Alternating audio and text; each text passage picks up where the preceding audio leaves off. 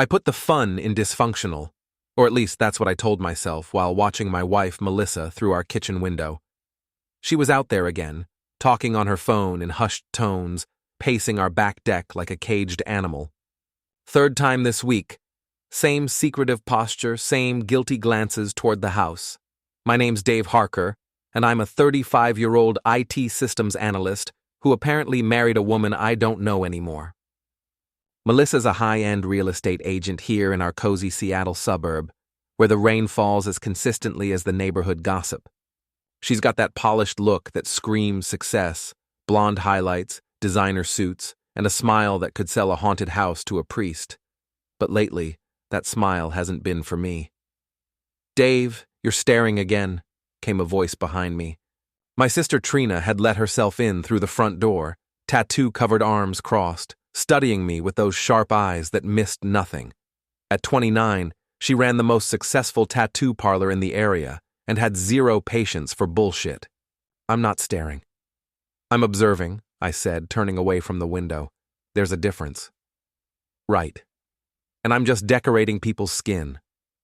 She grabbed a beer from our fridge without asking. "What's going on with you two? You look like someone stole your lunch money and kicked your dog."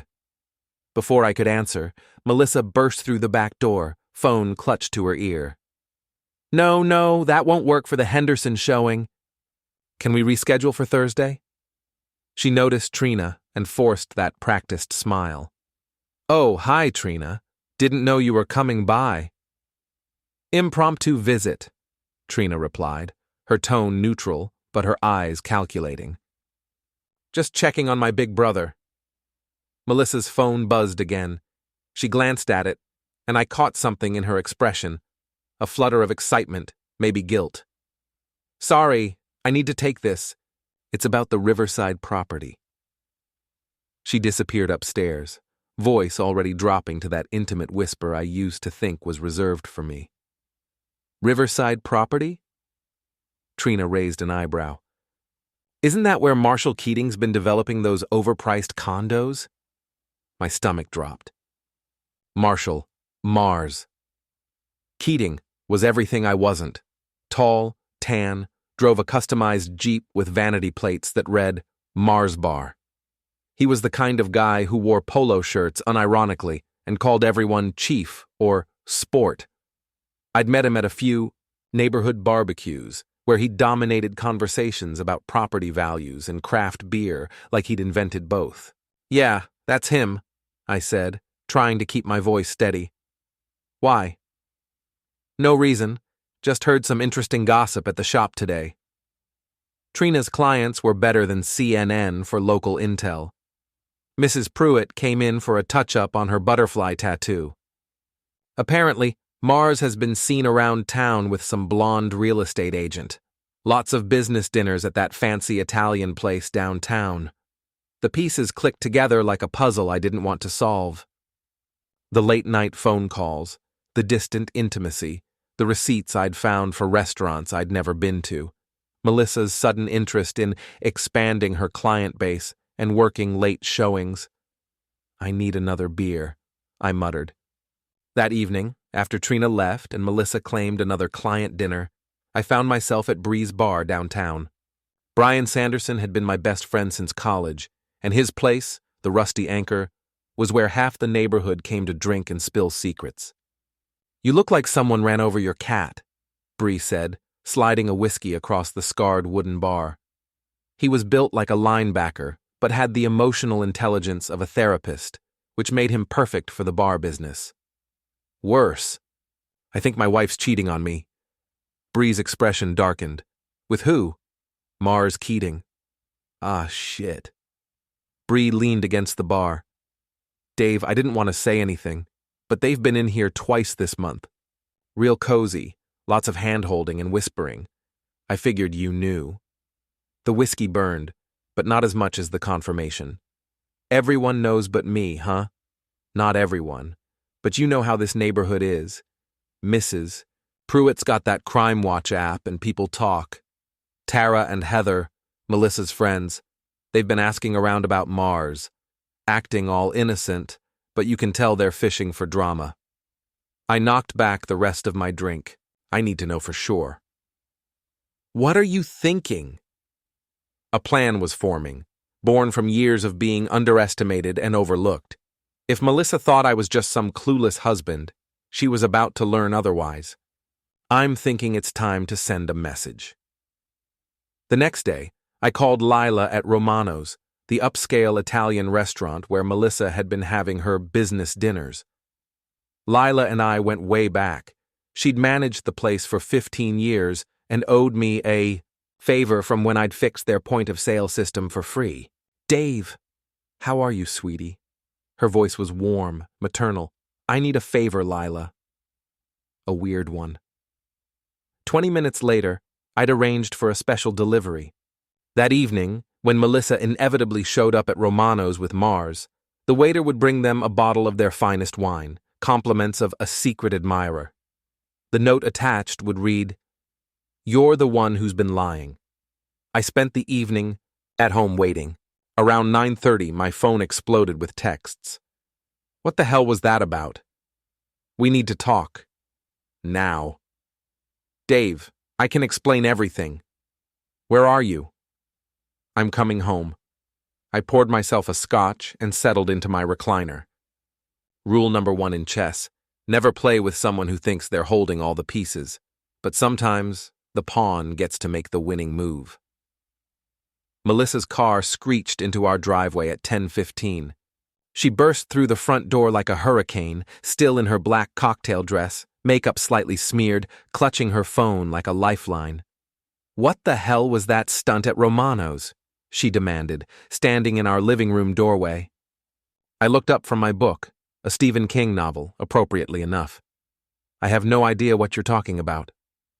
Don't play dumb with me, Dave. The wine, the note. How did you know I was there? Lucky guess. I closed the book, studying her face. Guilt, anger, and something else. Fear. Although the real question is, why were you there with Mars Keating when you told me you were showing the Patterson house? Her face crumbled. The practiced composure, the real estate agent's smile, all of it fell away. She sank onto our couch, suddenly looking smaller, younger. Dave, You what? You've been screwing around with Mars for how long now? Weeks? Months? The silence stretched between us like a chasm.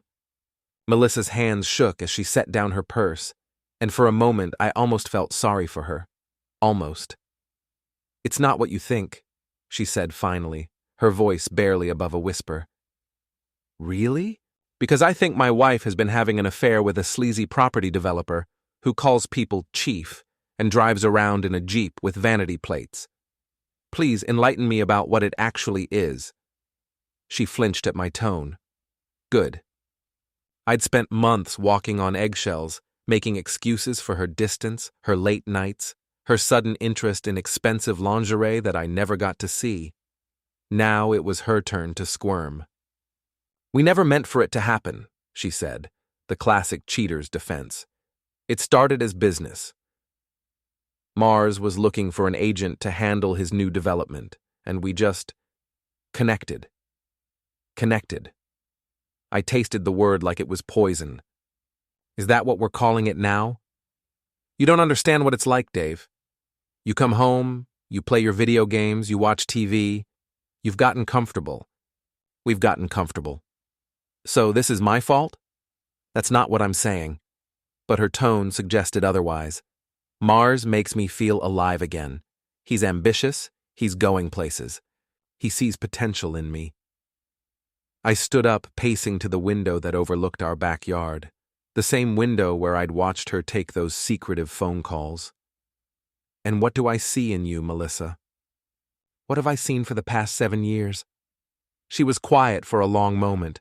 Then, you see someone to take care of you, someone to cook your dinner and do your laundry and be there when you need me. But you don't see me as a partner. Not really. The accusation stung because there was truth in it. We'd fallen into routines, roles, expectations. But that didn't justify what she'd done. So instead of talking to me about it, you decided to audition for my replacement? It wasn't supposed to go this far. tears now, real ones. But Mars, he makes me feel like I'm worth something more than this suburban housewife routine. You're not a housewife, Melissa. You have a career, a successful one. What more do you want? She looked at me then with something that might have been pity. You really don't get it, do you? This house, this neighborhood, this life, it's all so small. Mars is thinking bigger. He's got plans for developments all over the Pacific Northwest. He wants me to be part of that. And what about us? What about our marriage? I don't know. The honesty was brutal. I don't know if there's an us anymore, Dave. Maybe there hasn't been for a while. I felt something inside me break, but it wasn't heartbreak. It was the last thread of whatever had been holding me back from accepting the truth. My marriage was over. My wife didn't just not love me anymore. She didn't respect me. Where is this going, Melissa? Are you planning to leave me for Mars? She hesitated, and in that hesitation, I found my answer. He's asked me to move in with him, she said quietly. The new condo development has a penthouse unit. He wants us to live there while we work together on the project. While you're still married to me. We can work out the details later. The divorce, the house, all of that.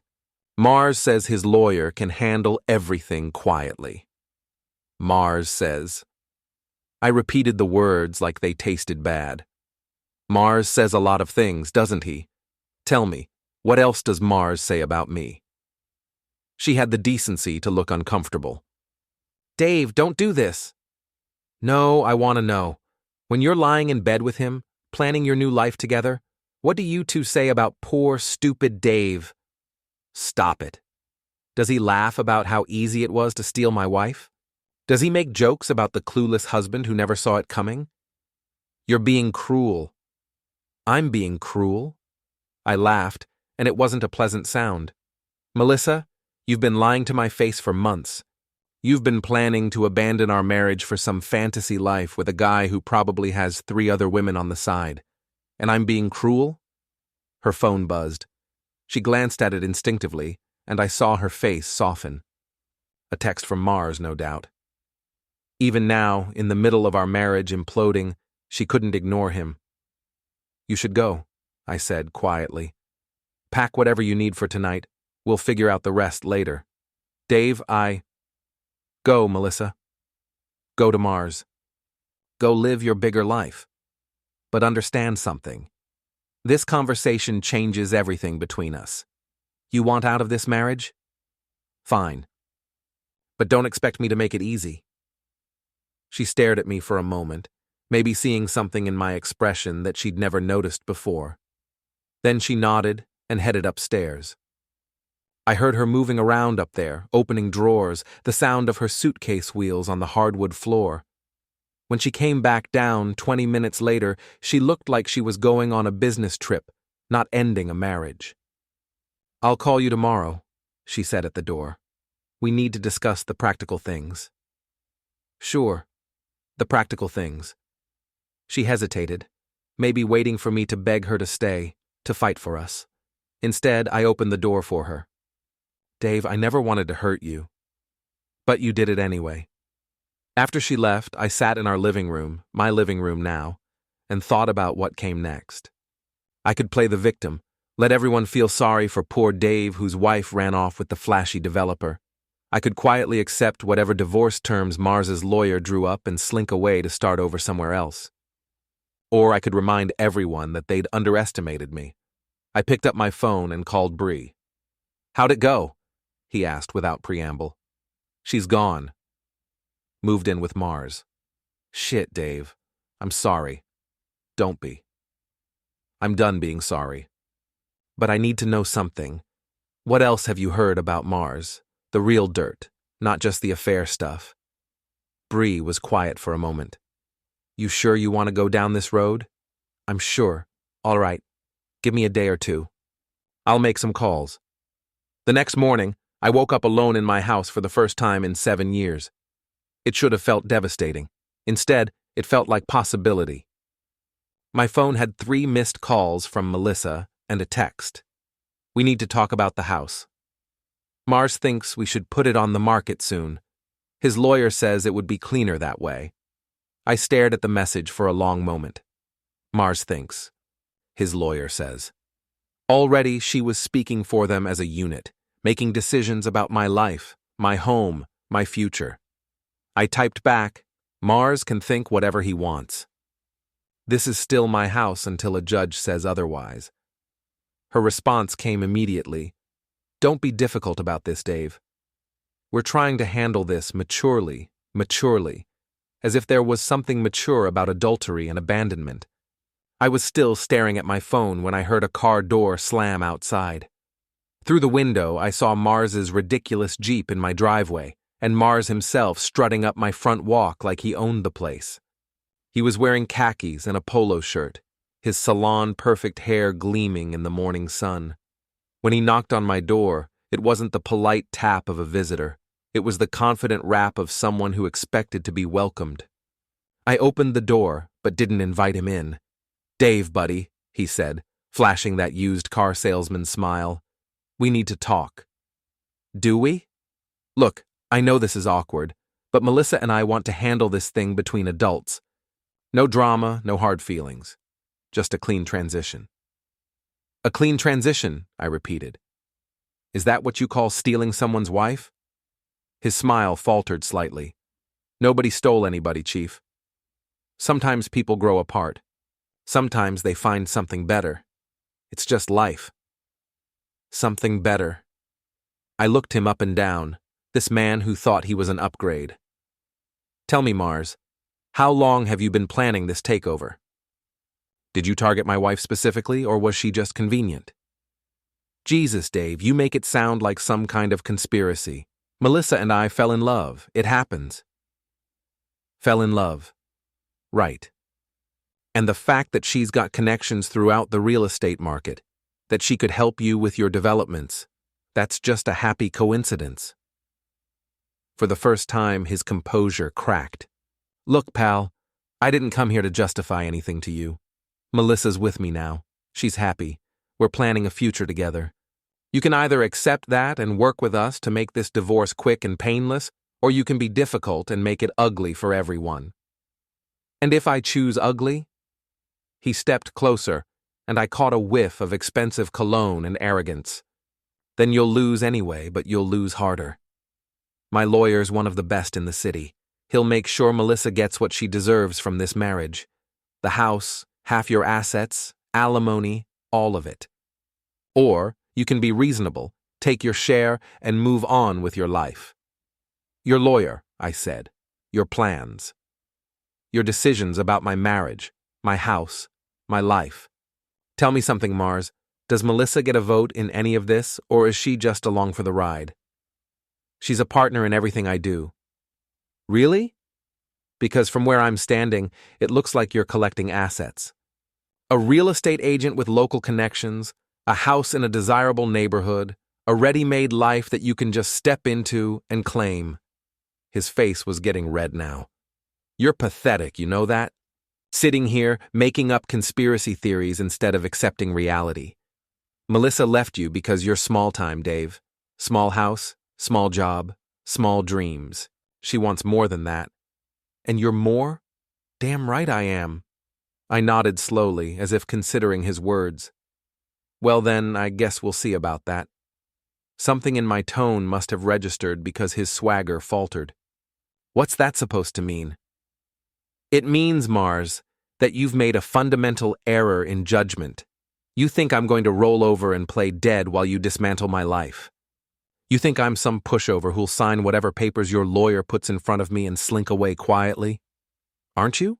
I smiled, and it wasn't a friendly expression. I guess we'll find out. But here's a free piece of advice. You might want to be more careful about making assumptions. They have a way of biting you in the ass. He stared at me for a moment, maybe seeing something he hadn't expected. Then he turned and walked back to his ridiculous Jeep, but his stride wasn't quite as confident as when he'd arrived. As he drove away, I pulled out my phone and called my sister. Trina, I need a favor. A big one. What kind of favor? The kind that involves reminding some people that they shouldn't underestimate a Harker. She laughed, and it sounded like trouble. Now you're talking my language. What do you need? First, I need you to help me move some furniture. Then I need an introduction to that private security guy you dated last year. And after that, we're going to have some fun with a Jeep. I'm on my way. After I hung up, I walked through my house, really looked at it for the first time in months. It wasn't much, but it was mine. The mortgage was in my name, the utilities were in my name, and until a court said otherwise, it was my home. If Mars and Melissa wanted a war, they were about to get one. But they'd made one crucial mistake. They'd assumed I was the same man who'd been quietly accepting their betrayal. I wasn't. Trina arrived an hour later with coffee, donuts, and a predatory grin that reminded me why people were sometimes afraid of her. She'd brought reinforcements, too. Her boyfriend, Jake, who worked construction and looked like he could bench press a Buick, and Vince Kowalski, the ex-cop turned private security consultant she'd dated briefly the year before. So, she said, settling into my kitchen like she was planning a military campaign. What's the play? I laid out everything. Melissa's affair, Mars's arrogant assumption that he could just take over my life, the threat about lawyers and assets. When I finished, Vince was shaking his head. Classic power play, he said. Guy thinks he can intimidate you into rolling over. I've seen it a dozen times in divorce cases. Can he? Legally, I mean? Depends on a lot of factors. Washington's a community property state, so Melissa's entitled to half of marital assets. But adultery can affect things, especially if you can prove she was planning to leave you for this guy before she asked for a divorce. Courts don't like that. What about the house? If the mortgage is in your name and you can make the payments, you've got a strong position, especially if you can show she abandoned the marital home to move in with her boyfriend. Trina leaned forward. Okay, but legal stuff is boring. What about the fun part? You mentioned something about his Jeep? I grinned. Mars thinks he can park in my driveway whenever he wants, like he already owns the place. I think it's time to discourage that behavior. What did you have in mind? Jake asked. Something that won't cause permanent damage but will definitely make a statement. And maybe provide some entertainment for the neighborhood. Vince raised an eyebrow. I didn't hear any of this conversation. Hear what conversation? Trina said innocently. That afternoon, while Mars was presumably at work and Melissa was showing houses, we got busy. First, we moved all of Melissa's expensive furniture and belongings to a storage unit I'd rented across town. Everything went into boxes, carefully labeled and inventoried.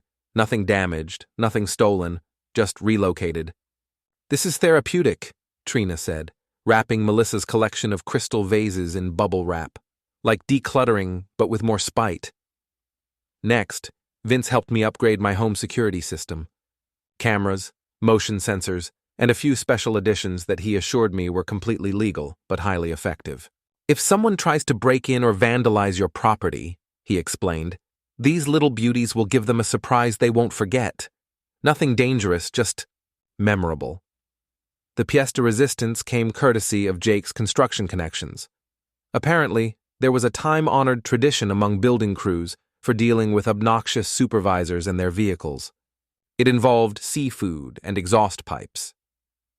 Shrimp, Jake explained, holding up a bag from the seafood counter at the grocery store. You stuff a few into the exhaust pipe and when the engine heats up. He grinned. Let's just say it creates a very distinctive aroma that's almost impossible to get rid of. Is it illegal? Technically, it's just seafood, hard to prove malicious intent. And it doesn't damage the engine, just makes driving very unpleasant. I like it. We didn't have to wait long for an opportunity.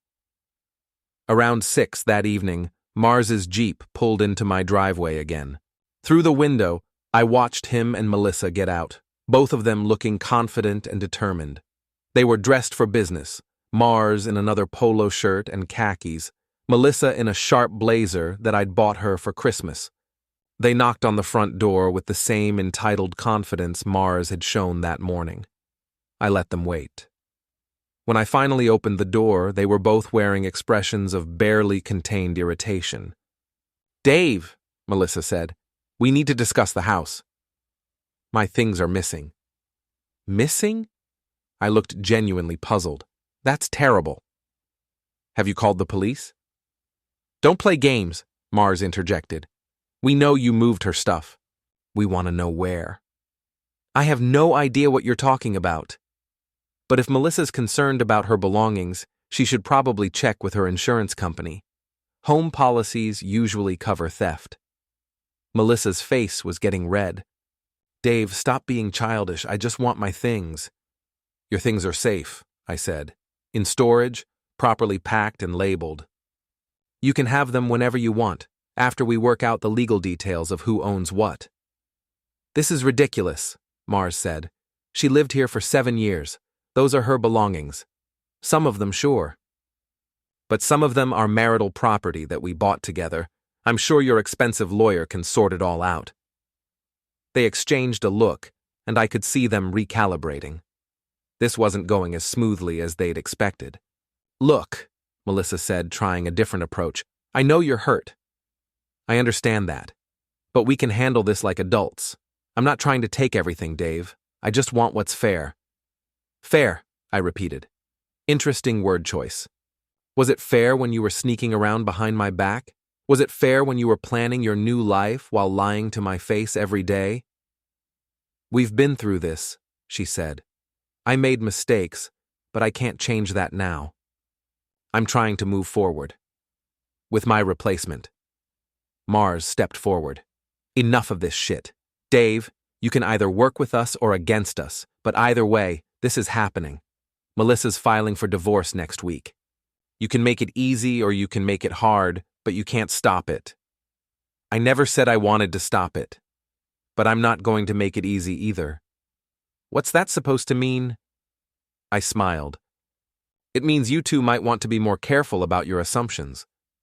You seem to think I'm just going to roll over and let you dictate terms. That's not happening." "You can't fight this forever," Melissa said. "What's your end game here, Dave?" "What do you want?" "Right now, I want you both to get off my property." Mars's face darkened.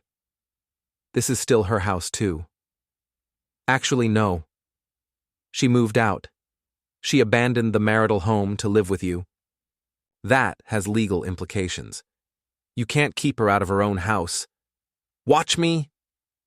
For a moment, I thought Mars might try to push past me. His hands were clenched into fists, and his jaw was tight with anger. But Vince's security upgrades were visible from the front door, and maybe that gave him pause. "This isn't over," he said finally. "No," I agreed. "It's not." They left, but not before Mars made a show of backing his Jeep out of my driveway with aggressive revving and tire squealing. The neighborhood was watching. I could see curtains twitching in windows, and Mrs. Pruitt was openly standing on her front porch with her phone out, probably live-streaming the whole thing to the neighborhood app. Perfect. An hour later, after dark, Jake and I took a casual walk around the neighborhood. Mars's Jeep was parked in the driveway of the rental house where he was apparently living, a modern monstrosity that looked like it had been designed by someone who'd seen too many HGTV shows. The street was quiet. No witnesses except for a few cats and the occasional jogger with headphones. Jake worked quickly and efficiently, and within 2 minutes, we were walking back toward my house like nothing had happened. "How long before it kicks in?" I asked. "Depends on how much he drives, but probably by tomorrow afternoon. The heat needs to build up gradually." The next morning, I was having coffee on my front porch when Mars's Jeep roared to life across the neighborhood. He was probably heading to work, maybe stopping by a coffee shop, running his usual errands. I wondered how long it would take him to notice. I didn't have to wait long to find out. My phone rang around noon. Melissa, sounding frantic. "Dave, what did you do to Mars's car?" "Good afternoon to you too, Melissa." "I'm having a lovely day, thanks for asking." "Don't play dumb. His Jeep smells like dead fish. He can't drive it. He had to call an Uber to get home from his office. That's terrible. Has he considered taking it to a mechanic? The mechanic says someone put something in his exhaust pipe. Something that's going to smell for weeks. Huh, that's weird. Who would do something like that? Dave, I know it was you. Me? Melissa, I've been home all day.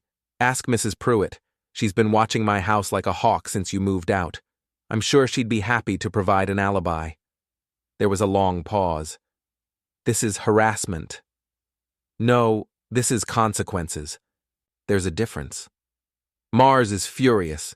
He's talking about calling the police. He should absolutely do that. I'm sure they'll take the case of the mysterious shrimp bandit very seriously. Another pause. Shrimp? Did I say shrimp? I meant... whatever. Look, Melissa, if Mars is having car trouble, that's between him and his mechanic. It has nothing to do with me. Dave, please. Can't we just handle this like civilized people? We could have. But Mars decided to come to my house and threaten me. He decided to park in my driveway like he already owned the place. He decided to treat me like some kind of obstacle to be bulldozed. So now he gets to deal with the consequences of those decisions. What consequences? What are you planning? I'm not planning anything, Melissa. I'm just living my life. But if Mars wants to keep playing games, he might find that I'm better at them than he expected. I hung up and settled back into my porch chair. Across the street, Mrs. Pruitt was tending her garden, but I could tell she was listening to every word. By evening, the whole neighborhood would know that Mars was having car trouble. Around 3 o'clock, I heard the distinctive sound of a tow truck. Through my window, I watched Mars's Jeep being loaded onto a flatbed, Mars himself standing beside it looking murderous. The smell was apparently so bad that even the tow truck driver was making faces and rolling down his windows. Mrs. Pruitt appeared at her mailbox, phone in hand, documenting everything. A few other neighbors had found reasons to be outside too. Mars noticed the attention, and his face got even redder. That evening, Bree called with an update on his intelligence gathering. Your boy Mars has some interesting financial arrangements, he said. Turns out his development company is leveraged up to its eyeballs. He's been using investor money to fund his lifestyle, betting that the Riverside project will pay off big enough to cover everything. Is that legal? Technically, yeah, as long as the investors know what they're getting into. But word is, he's been a little creative with his projections, promising returns that might be optimistic. Interesting. What else? He's got a reputation with women.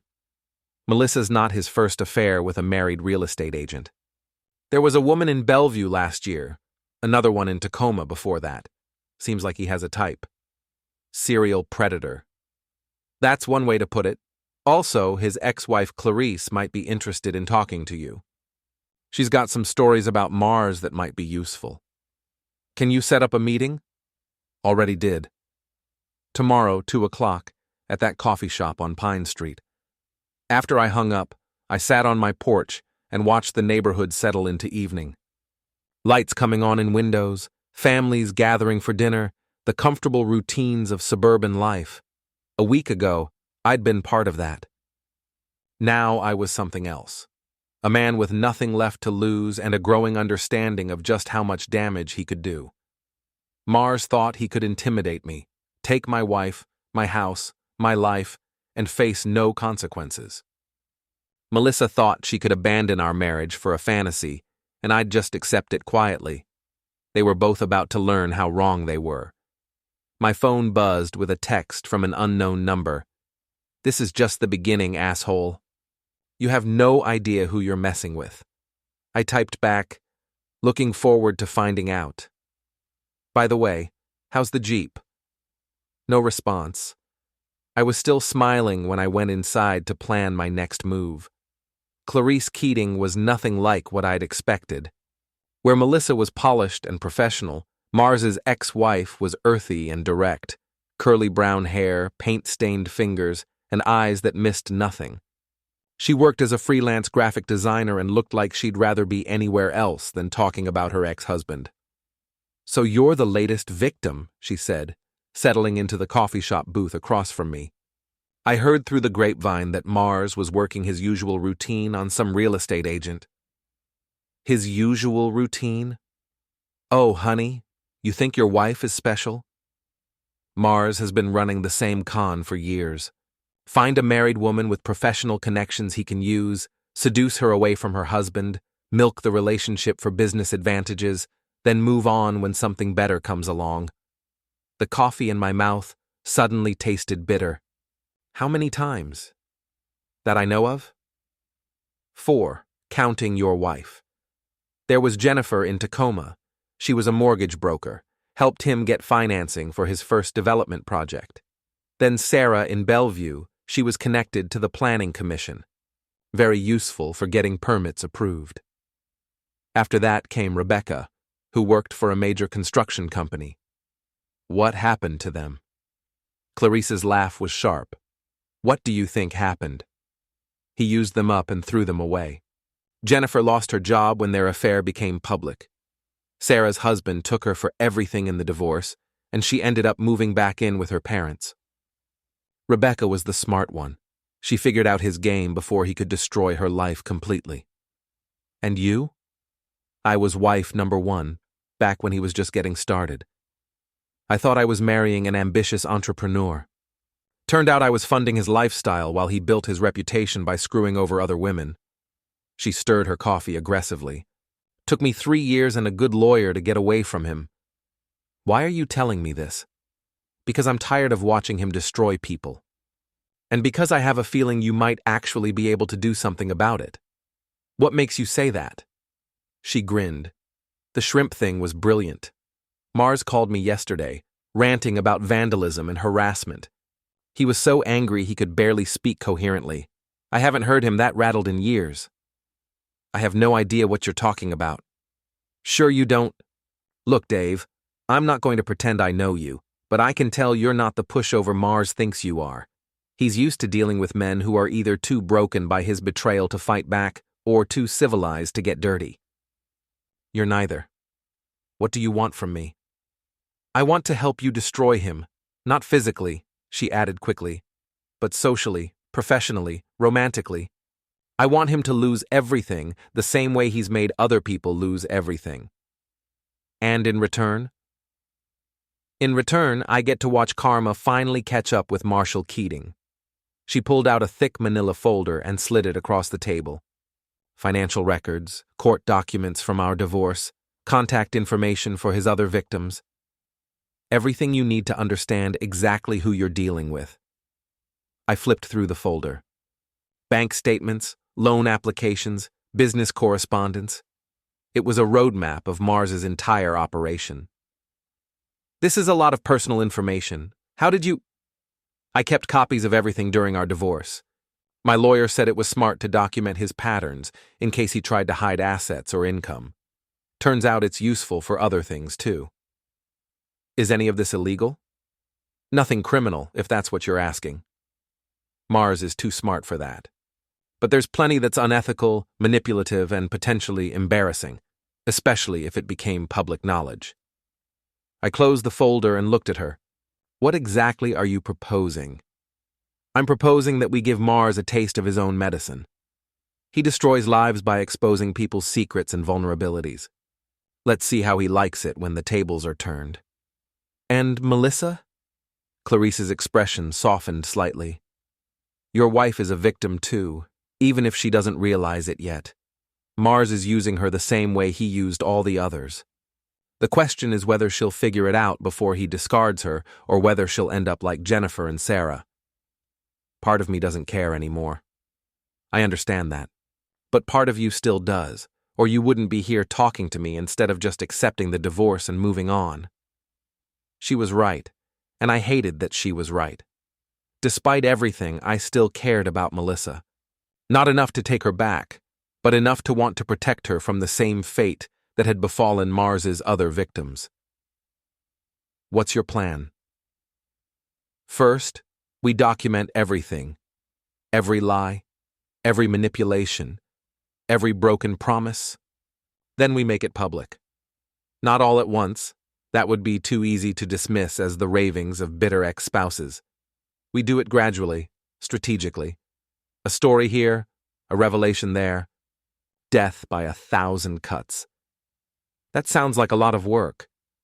The best revenge always is. I spent the rest of the afternoon reading through Clarice's files. The pattern was clear and depressing. Mars would identify a target, usually a married woman with professional connections he could exploit, then systematically seduce her away from her husband while positioning himself to benefit from her career and contacts. The financial records were particularly illuminating. Mars lived well beyond his legitimate income, funding his lifestyle through a combination of investor money, loans secured by questionable collateral, and the professional benefits he gained from his relationships.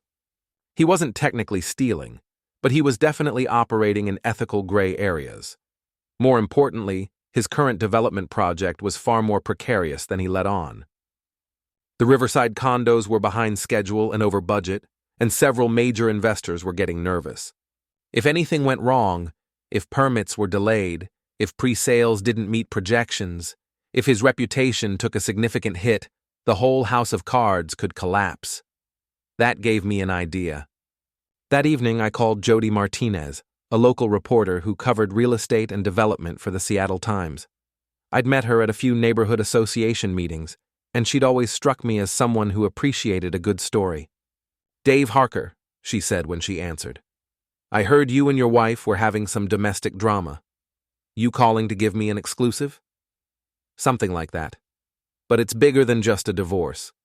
I think there's a story here about predatory business practices in local real estate development. I'm listening. What do you know about Marshall Keating and his development company? Mars? He's been on my radar for a while. Flashy guy, big promises, but something always felt off about his operation. Why? Because I think he's been running a con, and my wife is just his latest victim. That's a serious accusation. You have proof? I have documentation. Financial records, a pattern of behavior, testimony from previous victims. Enough to at least justify some investigative reporting. There was a pause. This wouldn't have anything to do with the fact that he's sleeping with your wife, would it? It has everything to do with that. But that doesn't make it less true. Fair point. Can you get me an interview with one of these previous victims? I can get you several. Then let's talk.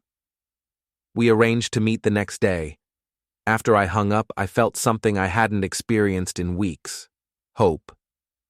Not hope that Melissa would come back, or that my marriage could be saved, but hope that there might be justice in the world after all. My phone buzzed with a text from Melissa. Mars's Jeep is going to cost $3,000 to get the smell out. He knows it was you. I typed back, "Prove it." Her response came immediately. "This has to stop, Dave. You're acting like a child. I'm acting like a man whose life was destroyed by two selfish people who thought there would be no consequences for their actions.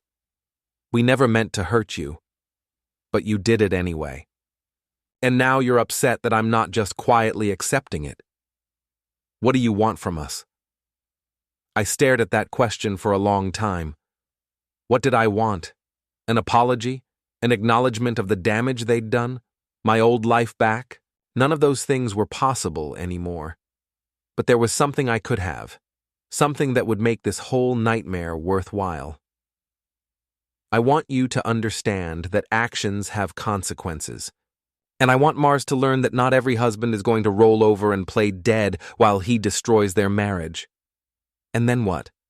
After you've had your revenge, what happens then? Then we see who's left standing. I turned off my phone and spent the evening planning my next move. Mars thought he was dealing with a broken, defeated man. Melissa thought I was just acting out because my feelings were hurt. They were both about to discover how wrong they were. Tomorrow, the real game would begin. The next morning brought an unexpected visitor. I was having coffee on my front porch when a black BMW pulled into my driveway. The man who got out was tall, silver-haired, and wearing a suit that probably cost more than my monthly mortgage payment. He walked up my front steps with the confident stride of someone accustomed to being the most important person in any room. "David Harker?" His voice was smooth, professional. "I'm Richard Steinberg, attorney for Marshall Keating. I'd like to have a word with you." "About what?" "About the harassment campaign you've been conducting against my client." I leaned back in my porch chair, making no move to invite him inside. Harassment? That's a strong word. What exactly am I supposed to have done? "Don't play games, Mr. Harker. The vandalism of Mr. Keating's vehicle, the threats, the intimidation tactics. My client is prepared to file charges if this behavior continues." "Charges for what?" "I haven't broken any laws. Vandalism is a crime. So is harassment. So is stalking." "Those are serious accusations. I assume you have evidence?" Steinberg's smile was cold. "We have enough. But Mr. Keating is prepared to be reasonable. He understands you're going through a difficult time with your marriage ending. He's willing to overlook your recent behavior if you agree to certain conditions." "What conditions?" "First, you stop the harassment immediately. No more vandalism, no more threats, no more attempts to interfere with Mr. Keating's business or personal relationships. Second, you agree to an expedited divorce process. No contested proceedings, no attempts to claim more than your fair share of marital assets. Third, you sign a non-disclosure agreement regarding any information you may have obtained about Mr. Keating's business affairs. I pretended to consider this. And in return? In return, Mr. Keating doesn't press charges, and you get to move on with your life without a criminal record. That's generous of him. What if I decline this offer? Then things get unpleasant for you very quickly. Mr. Keating has resources, Mr. Harker. He can make your life very difficult if he chooses to."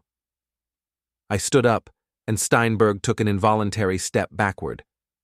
I wasn't a big man, but there was something in my posture that made him nervous. "Mr. Steinberg, you can tell your client that I'm not intimidated by expensive lawyers or vague threats.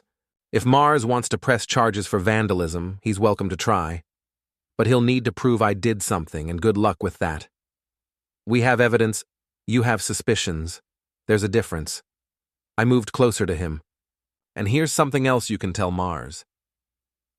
If he thinks sending a lawyer to threaten me is going to make me back down, he's badly miscalculated. I'm just getting started." Steinberg's professional composure slipped slightly. "You're making a mistake, Mr. Harker. Mr. Keating is not someone you want as an enemy. Neither am I." After he left, I called Clarice. "Mars sent his lawyer to threaten me," I said. "Already? That's faster than usual. He must be more rattled than I thought. The lawyer offered me a deal. Stop the harassment, agree to a quick divorce, sign a non-disclosure agreement." "And you said?" "I told him to go to hell. Politely." Clarice laughed. "Good. That means we're getting to him. What's next?" "Next, we go public." That afternoon, I met with Jody Martinez at a downtown coffee shop. She'd done her homework, had a notebook full of questions and a recorder app ready on her phone. "So tell me about Marshall Keating," she said without preamble. I laid out everything I'd learned from Clarice's files, the pattern of behavior, the financial irregularities, the trail of broken marriages and ruined lives.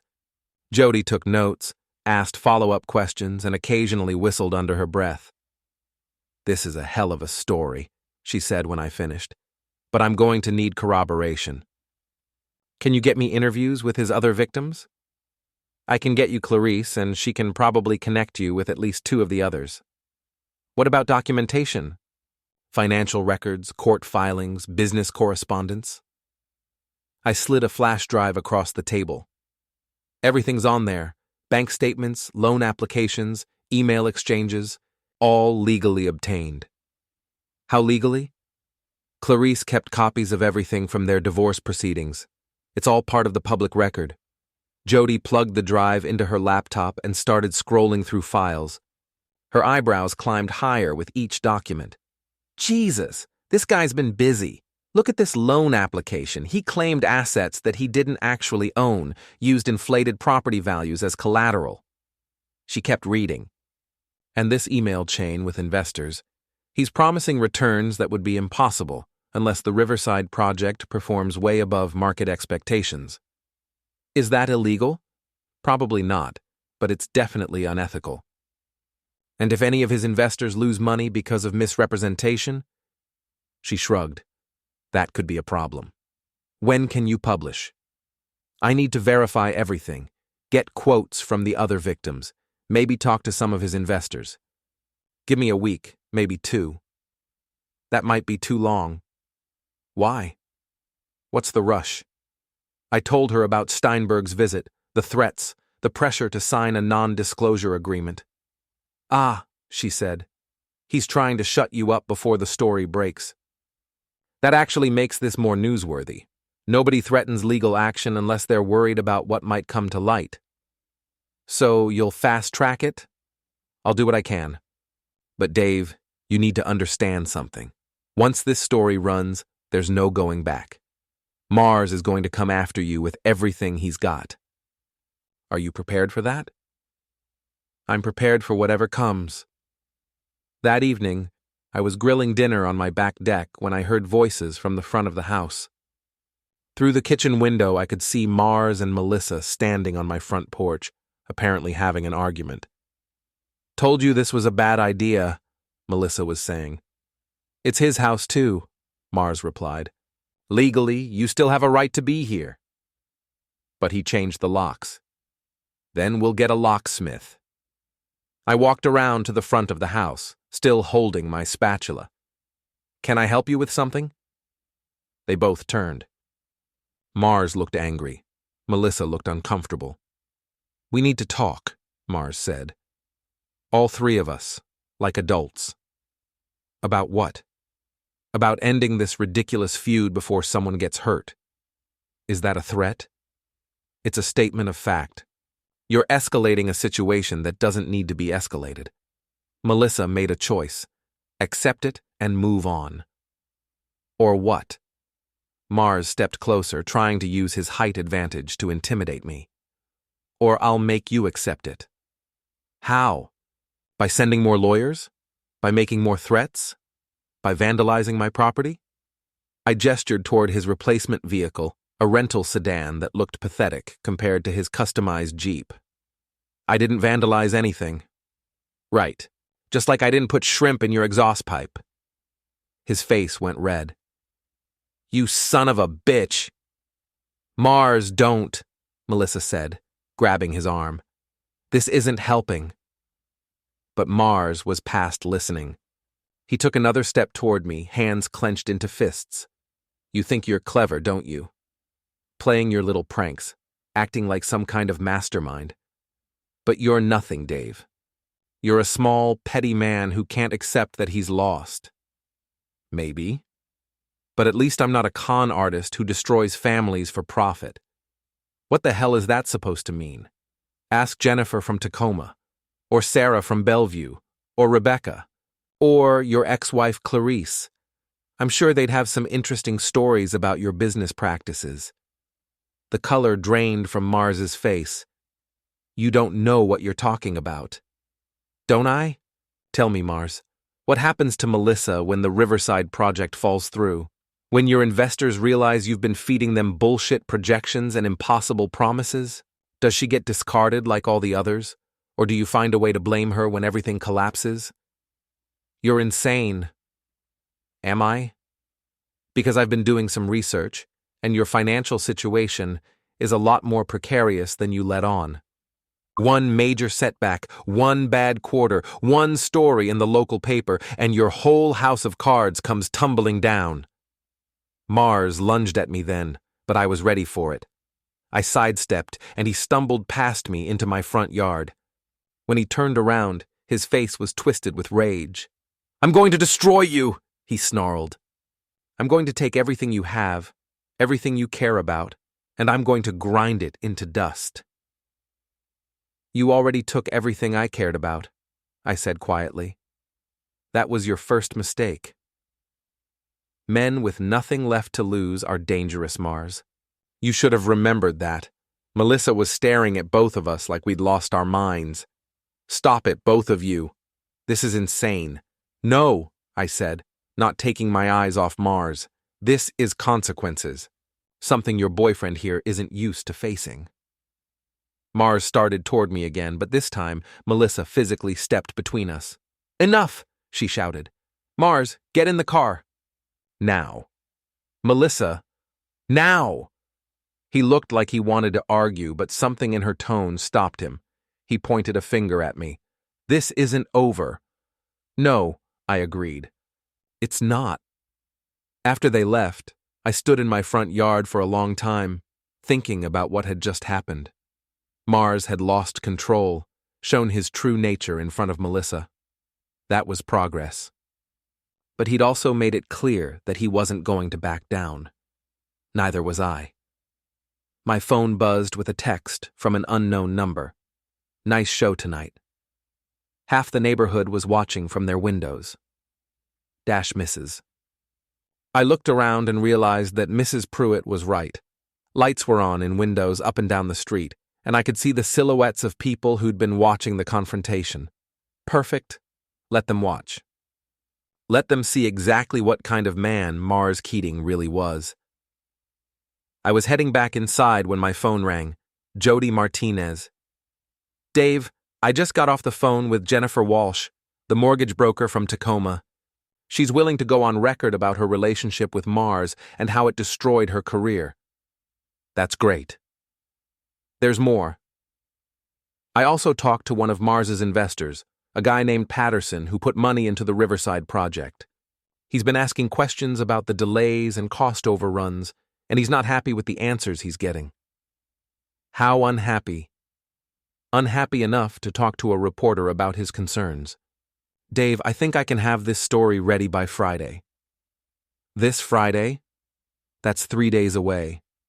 Mars made a mistake when he sent his lawyer to threaten you. That turned this from a human interest story about real estate development into a story about intimidation and possible fraud. My editor loves those. After I hung up, I sat on my back deck and finished grilling my dinner.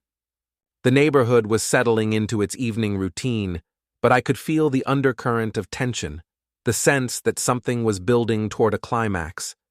Mars thought he could intimidate me into silence. He thought his lawyer and his threats and his money would be enough to make me disappear quietly. He was about to learn how wrong he was. Friday couldn't come soon enough. Friday morning brought two things: rain and vindication. The Seattle Times story hit the web at 6 a.m., and by the time I'd finished my first cup of coffee, my phone was buzzing with calls and texts. The headline was perfect. Local developers' pattern of predatory relationships raises questions about business practices. Jody had done her homework. The story laid out Mars's entire operation in devastating detail: the serial affairs with married professionals, the financial irregularities, the trail of broken lives and abandoned women. But the real killer was the financial analysis. Jody had gotten an independent expert to review Mars's investor documents and loan applications. The conclusion was damning. Mars had been systematically overstating his assets, understating his debts, and making promises to investors that were mathematically impossible to keep. My phone rang. Clarice. "Have you seen the story?" she asked. Reading it now. It's beautiful. Mars is going to lose his mind. This destroys everything he's built. She was right. The story didn't just expose Mars's personal behavior, it called into question every business relationship he'd built over the past 5 years. Investors would panic. Lenders would get nervous. The Riverside project would probably collapse within weeks.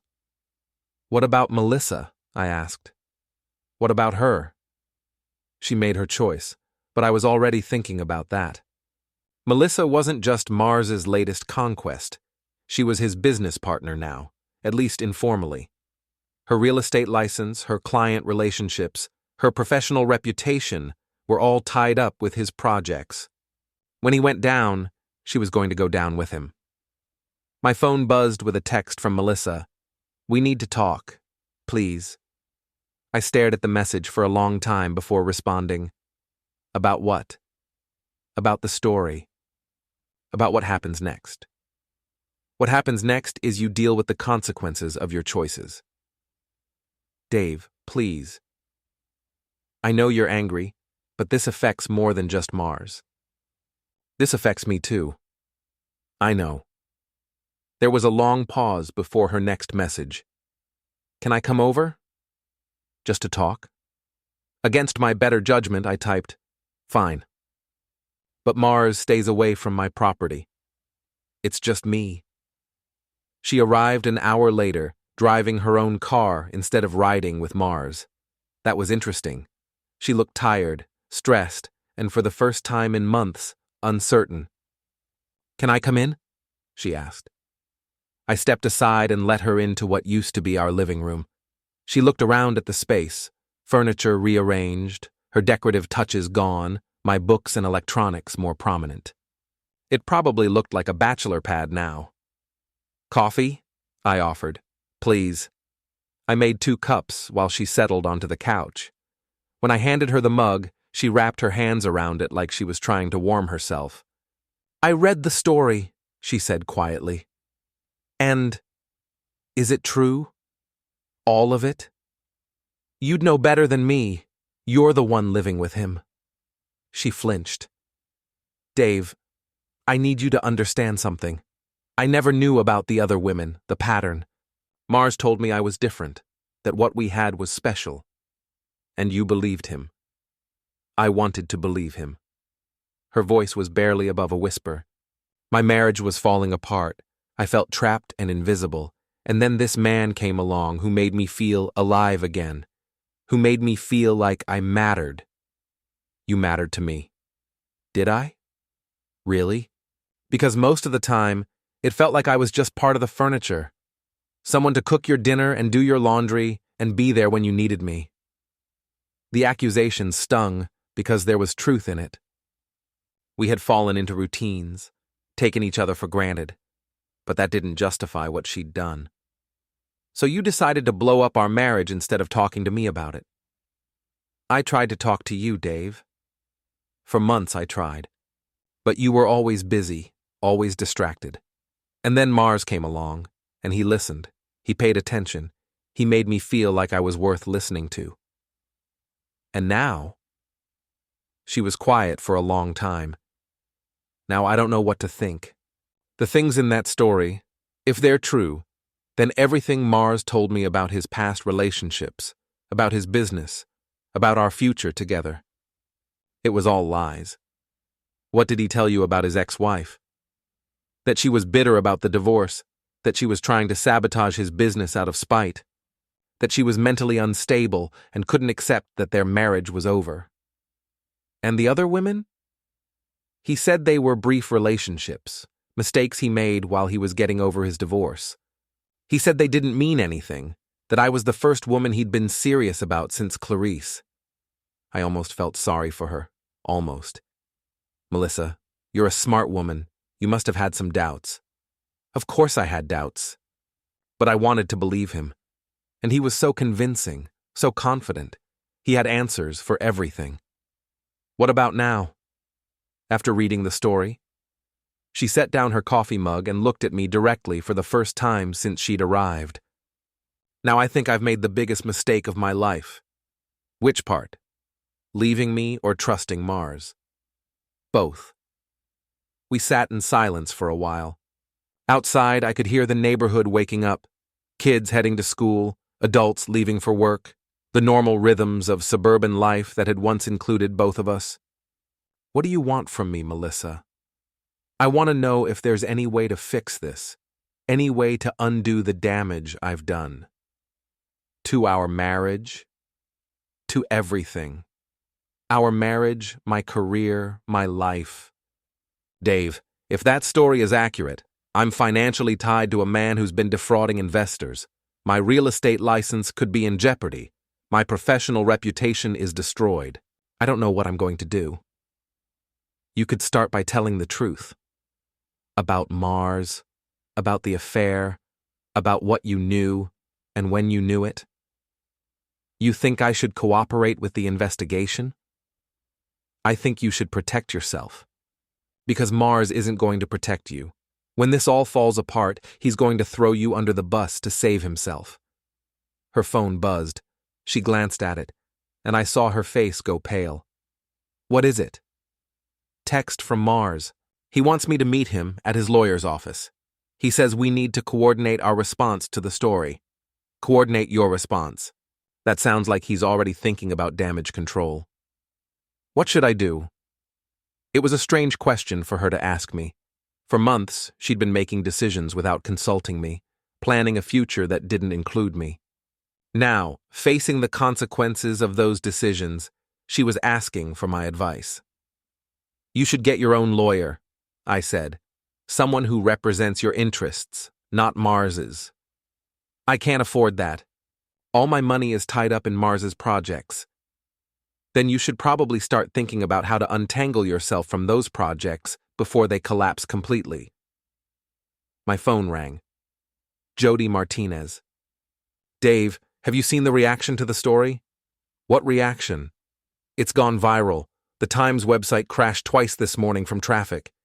Local TV stations are picking it up, and I'm getting calls from reporters in Portland and San Francisco asking about similar patterns in their markets. That's great.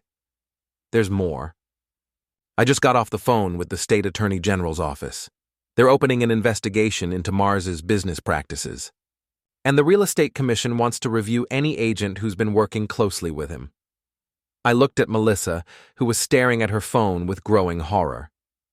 How closely? I asked. Anyone who's been listing his properties, referring clients to his projects, or endorsing his developments to buyers. They want to make sure no real estate agents were complicit in any misrepresentation to investors or buyers. Melissa's face was white now. She'd been doing all of those things. Thanks for the update, Jody. After I hung up, Melissa looked at me with desperation in her eyes. Dave, I'm going to lose everything. My license, my career, maybe even face criminal charges. What am I going to do? For a moment, I felt the old instinct to protect her, to fix her problems, to be the husband who made everything okay. But that man was gone, destroyed by months of lies and betrayal. I don't know, Melissa. But I know what you're not going to do. You're not going to drag me down with you. I would never. You already have. For months you've been lying to me, using our joint accounts to fund your new life with Mars, putting our house at risk with your schemes. Now you want me to help you clean up the mess? I just need someone to talk to, someone who knows me. The person who knew you doesn't exist anymore. The Melissa I married wouldn't have done any of this. She started crying then, real tears, not the calculated emotion she'd used when I first discovered the affair. But I felt nothing. No sympathy, no desire to comfort her, no urge to make it better. I should go, she said finally. Yes, you should. She stood up, then hesitated at the door. Dave, I know I don't have the right to ask this, but when the investigators come, when they start asking questions about Mars's business and who knew what, will you tell them I wasn't involved in the financial stuff? I'll tell them the truth, that I don't know what you were or weren't involved in, because you stopped talking to me about your business months ago. She nodded, accepting that. I'm sorry, Dave. For all of it. I know that doesn't fix anything, but I am sorry. I know you are. But sorry doesn't undo the damage. After she left, I sat in my living room and tried to process what had just happened. Melissa was scared, probably facing financial ruin and possible criminal charges. Mars's empire was collapsing. The neighborhood was buzzing with gossip and speculation, and I felt satisfied. Not happy, exactly, but satisfied. Justice was being served. Consequences were being faced. The people who had destroyed my life were finally paying a price for their actions. My phone buzzed with a text from Trina. Saw the story. Holy shit, brother. You actually did it. I typed back, "We're not done yet." What's next? Now we watch it all burn down. But even as I wrote those words, I knew they weren't entirely true. The fire had been lit, but there was still one more move to make. One final confrontation that would determine who was left standing when the smoke cleared. Mars thought he could intimidate me, threaten me, send lawyers after me. He thought his money and connections would protect him from the consequences of his actions. He was about to learn how wrong he was.